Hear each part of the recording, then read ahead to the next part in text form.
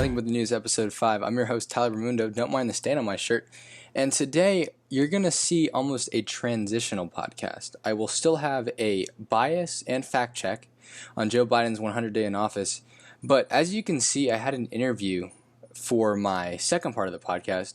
And I think it's going to dictate the direction that I'm gonna go, because I was able to talk politics with two of my friends for like 2 hours, and it was really enjoyable. And I think that may just be what I do. I have all my hours for my project. I don't really need to do any more, so I think I'm gonna do something I enjoy more, and that is mostly gonna be just talking about politics.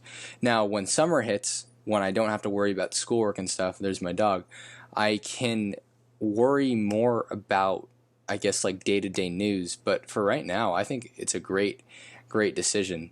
So today will be the last podcast that you are like accustomed to, and soon we'll just have interviews. I will take two friends, have them both, one on the left, one on the right, have them both present 3 topics they want to talk about, and then I will make a interview out of both of them. It could be 30 minutes, it could be 2 hours. It just depends on how long we can talk for. So yeah, let's get straight to it. As we go into this bias segment, this wasn't originally supposed to be in there. However, when I was doing research for the fact check of Joe Biden's 100 days, I saw a Fox News and CNN article, and my lord, it's ridiculous, because they take the same headlines, or very similar headlines, and say completely different things. And I will show you an example right now. And there's multiple forms of bias, whether it's just reporting differently, like, maybe using different facts than others. But I think another interesting one that happened with both of these articles was where they put the good and the bad. For example, in Fox News' article, they focused on immigration first, because that's something that Biden hasn't been doing well. There's a crisis at the border. But then on the CNN one, they chose something, I haven't looked at it, or I have looked at it, I just don't remember off the top of my head. But they put something that Joe Biden did really well at the top. So then people would be like engaged at the top and then kind of disregard the bottom because it's a long read. So that is one way they do it on online news. But yeah, let's go check this out. What you're going to see on the screen is a bunch of screenshots, one from CNN, one from Fox, side by side, talking about the same topic. Yet, as you do the reading, and I suggest you pause the video, you will see all the discrepancies between the two. So I'm not going to speak like I normally do, like just voiceover, because the interview went really long and I don't want this video to be super long. So I'm just going to show you 4-second clips of the screenshots, and I think you should pause the video whenever you can so you can read.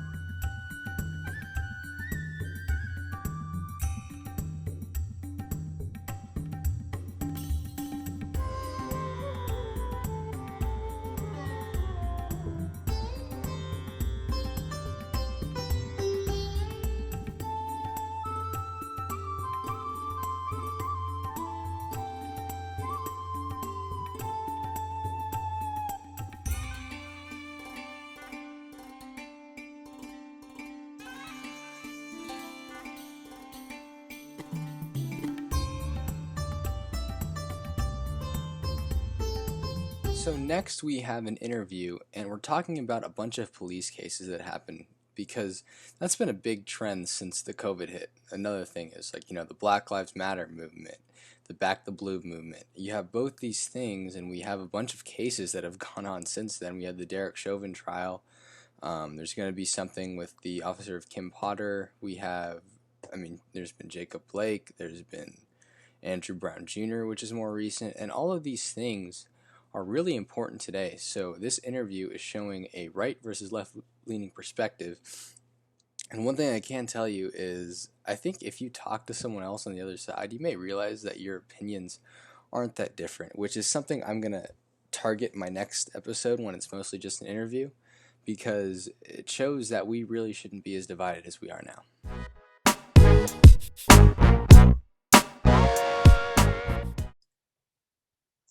All right, I am with two friends. Do you guys want to introduce yourself?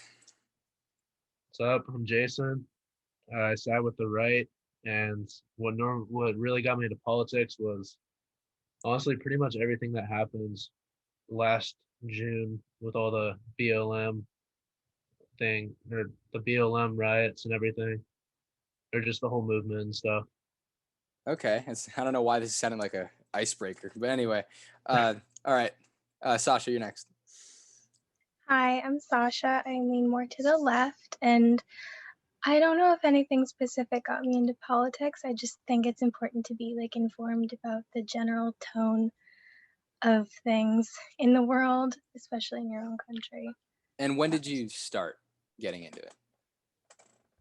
I mean, probably the beginning of high school is when I thought like, okay, I should be more aware. But I think maybe middle school I started a Okay, little. that's pretty impressive. I don't know. I don't think I know anyone who's actually done it for that long. Anyway, so we're going to be talking about a lot of police cases that have been involved the past, like last June and till the present. So I guess we could start off with George Floyd. Jason, I'll let you start off. What are your opinions if you've seen the body cam or just of all the stuff that's going on? Like, what are your thoughts? I mean, obviously that was like the biggest one that happened. I'm There's not really like a huge way to tell what was really happening. I mean, it was pretty obvious what was happening. Derek Chauvin was taking a knee on George Floyd's neck. George Floyd obviously said, "I can't breathe." Uh, was it racially motivated? Probably. And yeah, that's pretty much it. Yeah, I'm guessing this one wouldn't really have been justified, and Yeah, and a better course of action. You got anything for that? I mean, honestly, he probably could have done anything better, like everything better. I think the next two we'll get into are a lot better, but Yeah, this one was. I think this one's. I'm guessing Sasha, you're gonna agree on this one for almost everything. Yeah, pretty much. I'm not sure if it was entirely racially motivated. I don't think it's fair to automatically assume this cop was racist. I don't think that automatically assuming anybody's racist is the right course of action. I think that's irresponsible. But I do think that there's always a possibility of it. And, I don't know if this guy would have done the same thing if the man was white. I mean, George Floyd, like in the video, you can hear one of the cops saying, well, he's a big guy. We got to keep him down. And he was a big guy.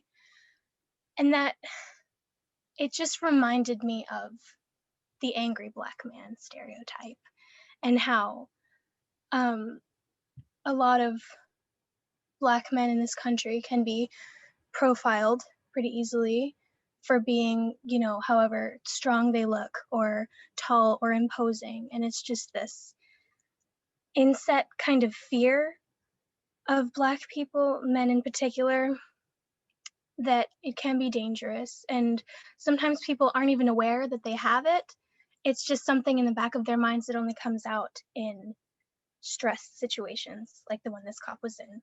So it's So just a subconscious kind of feeling. it can't, yeah, I think it is, it's a part of, it's kind of a part of the culture and the sociology in this country, which is really unfortunate. But it is a form of racism. But I'm not sure that the cop knew exactly that he was being racist. I do think that he could have done everything differently. The situation did not have to scale up the way it did. And he could have gotten off the second that George Floyd was on the ground. He wasn't resisting violently.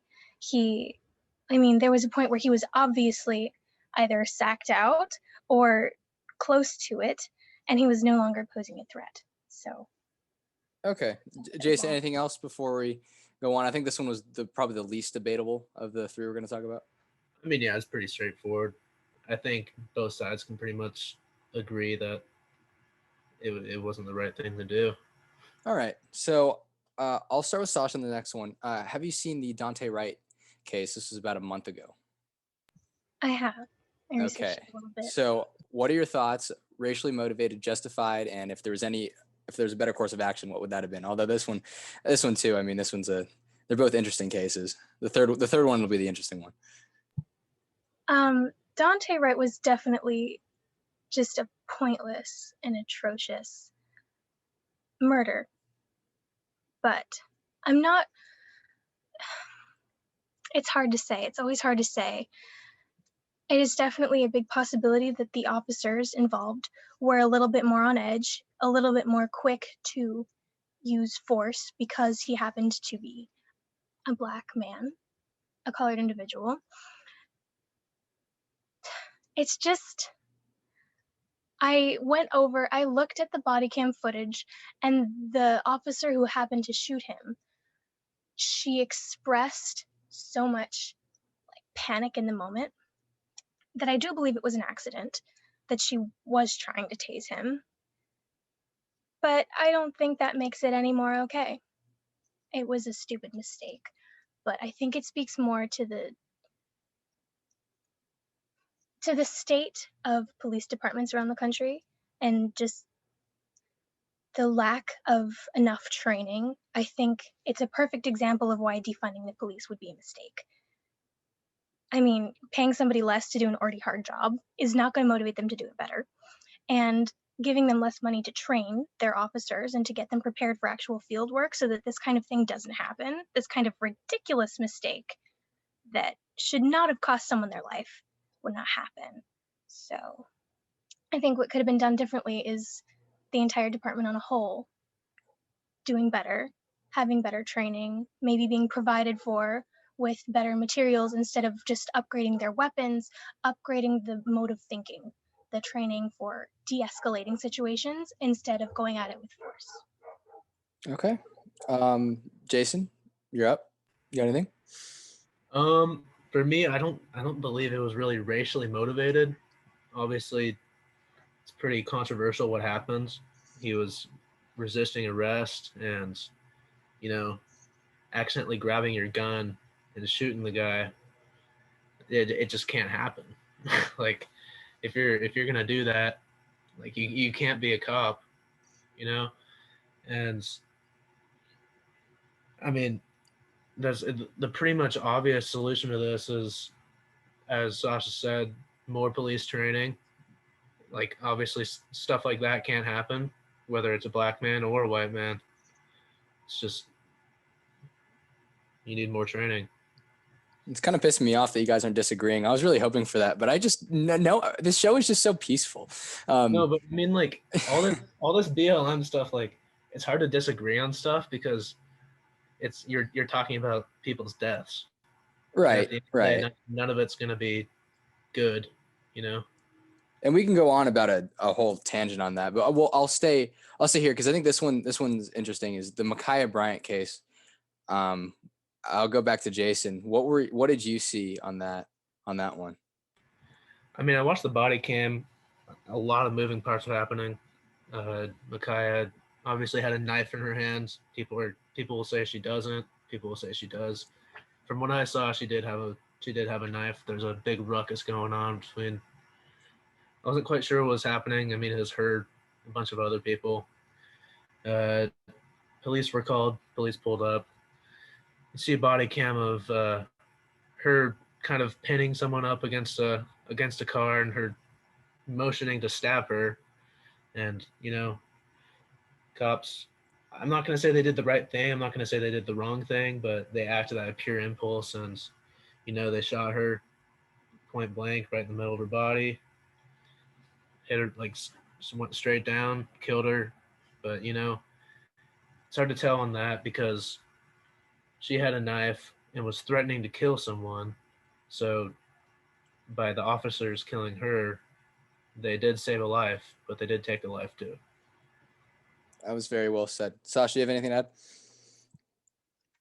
Not really. I do agree. I'm sorry, Tyler. I do agree a lot with that. Um, I went and I looked at the body cam footage.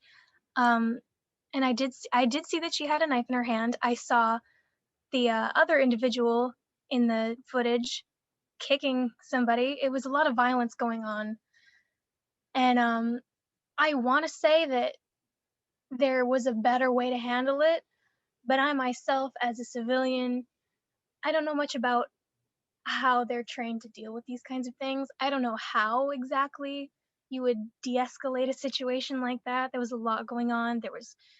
She was already clearly incensed. Um,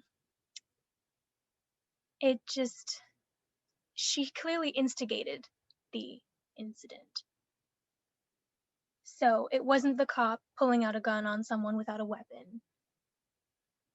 He did act out of pure impulse, yes, and it was unfortunate that she had to lose her life over it. I'm sure there was a way, but I can't say what that way could have been. It was just a complicated situation, and if put in the same place, I don't know how I would have acted different. But, I'm just a civilian, I'm not a cop. Again, I think there needs to be more research into how we can better deal with these kinds of things than just pulling out a gun and shooting somebody. There has to be a better way. I don't know what it is exactly, but there has to be. Okay, I think those are both really well said. I guess so. This one is going to be more, I guess, debatable. So, as a whole, is the criminal justice system racist? Why or why not? And if you can give examples, please do. And I will let Sasha go first.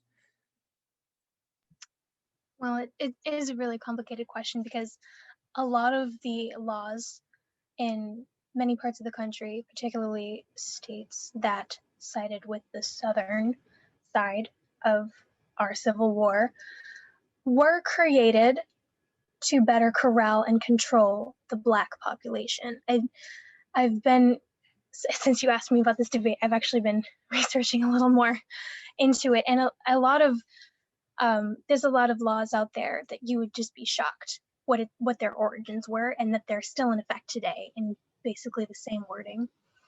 And it makes things perfectly legal that they seem like, okay, yeah, that it's not too terrible, but when you look into the history of it, you can see how racially motivated its original intentions were and how racially motivated its creators were way back when.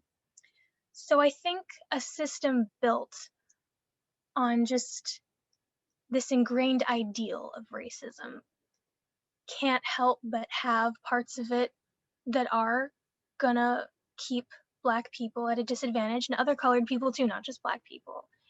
I mean, especially now with everything going on with all the Asian American hate and just more and more people choosing hate over acceptance and tolerance. There has always been that little part of it that is going to hold back the non-white population.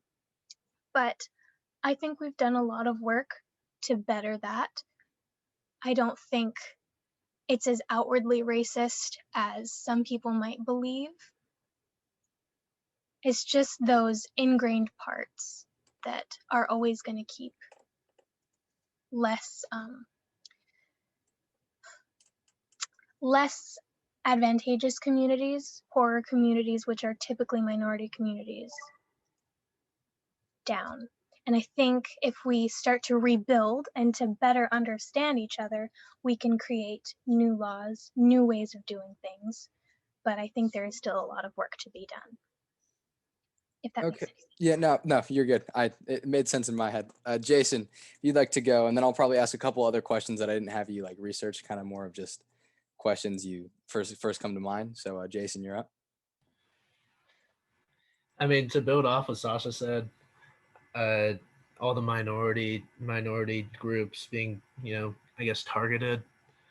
I mean, it's pretty factual just seeing that not just blacks. I mean, primarily blacks.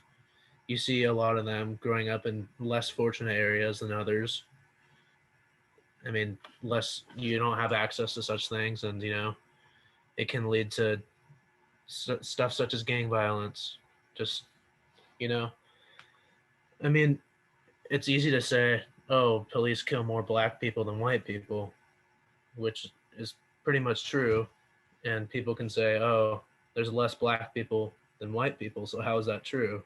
It's just that we see so many people of the African American race grow up in these less fortunate areas, and they're exposed to this violence, which just leads to all this other stuff of them taking it into action. But you know, the criminal justice system, I don't think it's racist by say. It obviously needs reform, as we've talked before. You know, defunding the police isn't going to do anything. If anything, we should keep funding them. Better training, better understanding of everything. All right, and I guess so. A point to make. So I had a friend whose uncle worked as a lawyer, so he was involved with like some law enforcement stuff. And one thing he said was, it's not maybe not a prejudice, but since black people tend to incite more violence, that's how a cop may guess act quicker than another, like for example, another race. But that being said, like of these cases, if it was a different race, like would it change? Like, or is it more of the issue of trying to resist arrest? Like, is that the main cause for a lot of these issues today? First one to speak and go ahead. I mean, I think with any other cases, as I can't even think of any specifics, but you know, resisting arrest has been the biggest, not problem, but you see in the Duante Wright case where he's obviously trying to get away. That shouldn't have happened, but I don't think it's. Yeah, I don't know what I was going to say, but that's all. Sasha, you got anything?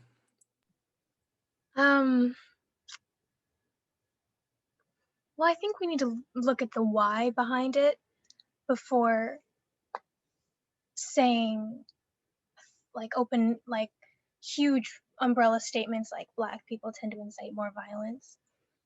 There is a reason why. It's not like because that not always, of course, but it helps pervade the whole angry black man stereotype and this fear that black people are more dangerous inherently than white people. I mean, yes, in the Dante Wright case, it looked like he was trying to get away.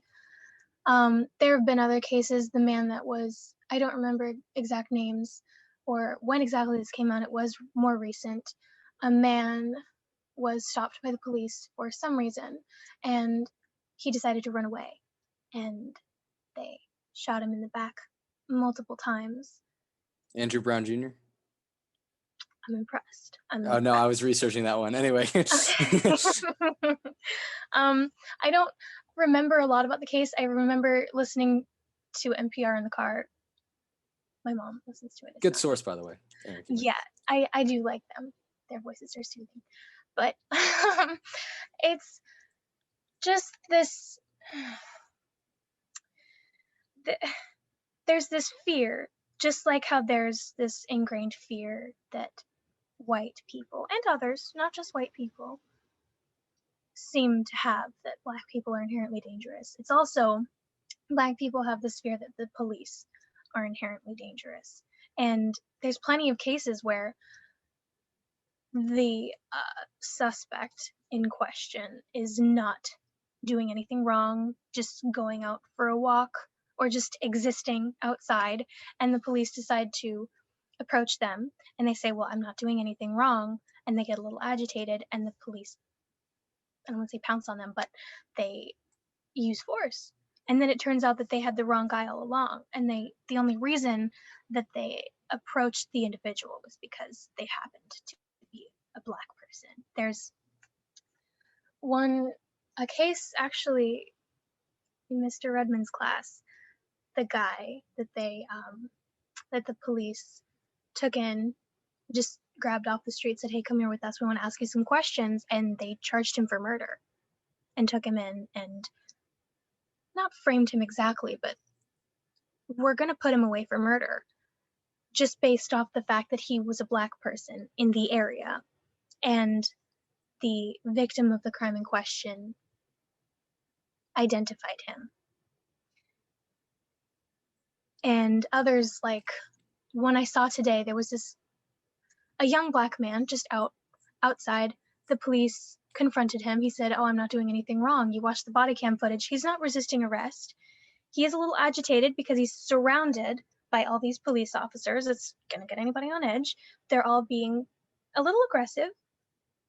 I mean, I understand it's a high stakes job. You're not going to remember to be polite when you deal with criminals all day.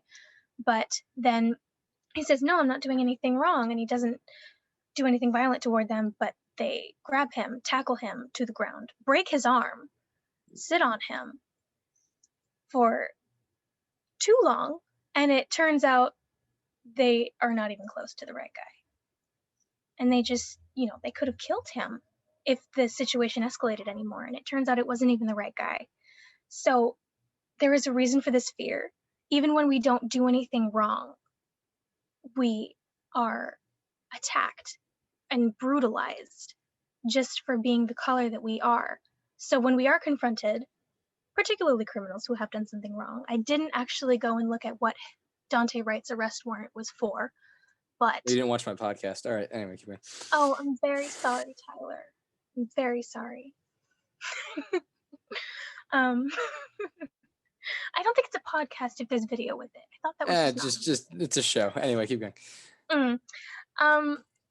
So there is a reason that we do resist arrest, because we can be perfectly peaceful and still be brutalized, still be murdered. So it feels like it doesn't matter what we do. And particularly, like, even if we do go willingly, bad things can happen. So our instinct is to run, just like a lot of the police officers' instinct is to draw weapons. So yeah, you could make that argument, but maybe we should start at the source instead of at the symptom. Like, you have to treat the disease as a whole, not just go about trying to treat each symptom. Like, if I had some disease and it gave me a rash, they wouldn't just give me a cream for the rash. They would give me medicine for the disease that I have that's killing me, right? So we have to look at it from the core, not just from the Okay, outside. I do want to add something, because that brought up an interesting point. Because, like, let's just say you have a case that happens, right? At the time, at everything's going on, the cop or the person who's being arrested, they don't know everything about it. And what I really don't like about, like, the media today and stuff is they take stuff that's found after the fact. Like hindsight's only 2020.